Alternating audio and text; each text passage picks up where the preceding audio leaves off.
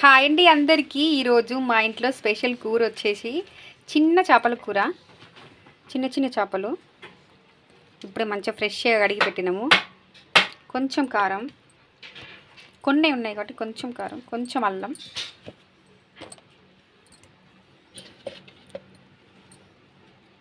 కొంచెం పసుపు మంచిగా కలిపి ఒక 10 నిమిషాలు ఇట్లా పెట్టుకోవాలి. ఈ చిన్న చేపల పులుసు మస్తు ఉంటుంది. మార్నింగ్ తింటే ఇంకా బాగుంటుంది. స్టవ్ ఆన్ చేసుకొని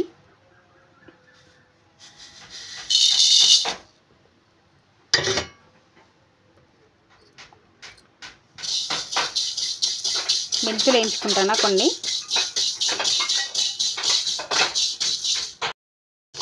బ్రౌన్ కలర్ వచ్చేటట్లు మంచిగా వేయించుకోవాలి వీటిని. ఇందులోనే కొంచెం జీలకర్ర వేసుకుంటే ఇంకా బాగుంటుంది.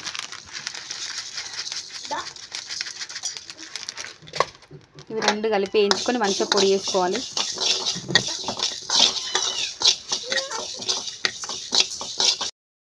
స్టవ్ ఆన్ చేసుకొని ఒక గిన్నె పెట్టుకుంటాను. చిన్నది కొన్నే కదా చేపలు, చిన్న గిన్నె పెట్టుకుంటానా. కొంచెం ఆయిల్ వేసుకుంటానా. ఆయిల్ వేడెక్కిందో చూద్దాం. వేడెక్కింది. కొన్ని పచ్చిమిరపకాయలు, ఉల్లిగడ్డ కోసిన ఒకటి పెద్దది,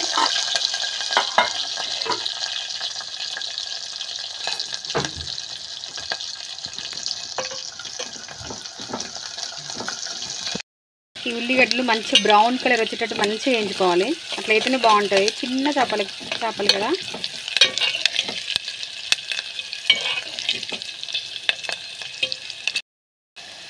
కొంచెం పోపు కల్లము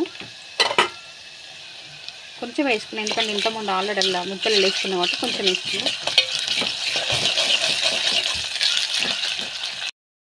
కొంచెం పసుపు,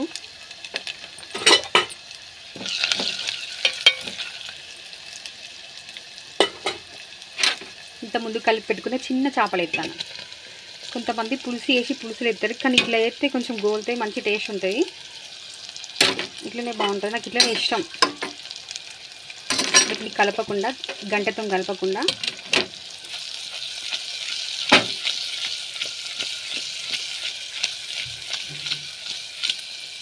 ఒక 2 మినిట్స్ మగ్గనివ్వాలి మంచిగా. ఇవి కొంచెం మగ్గినాయి. చింతపులుసు వేసుకుంటాను.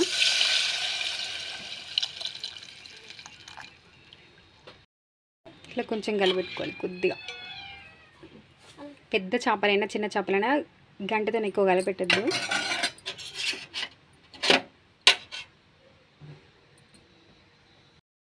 సేపు వేయించుకున్న జీలకర్ర మెంతులు మంచిగా చల్లారినాయి.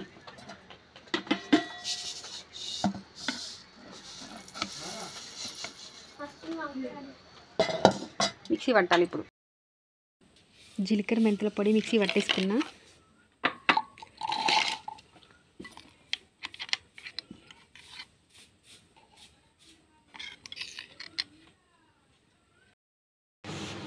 మంచిగా మరుగుతుంది. కొంచెం జీలకర్ర మెంతుల పొడి వేసుకుంటాను.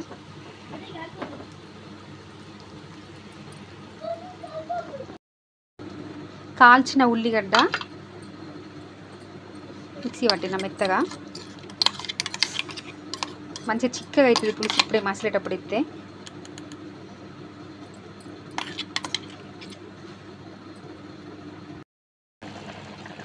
ఉప్పు,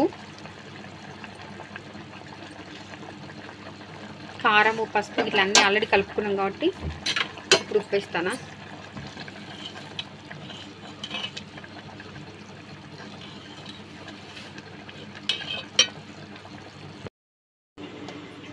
చేపల కూర రెడీ అయింది. కొంచెం అన్నము, చపాతి,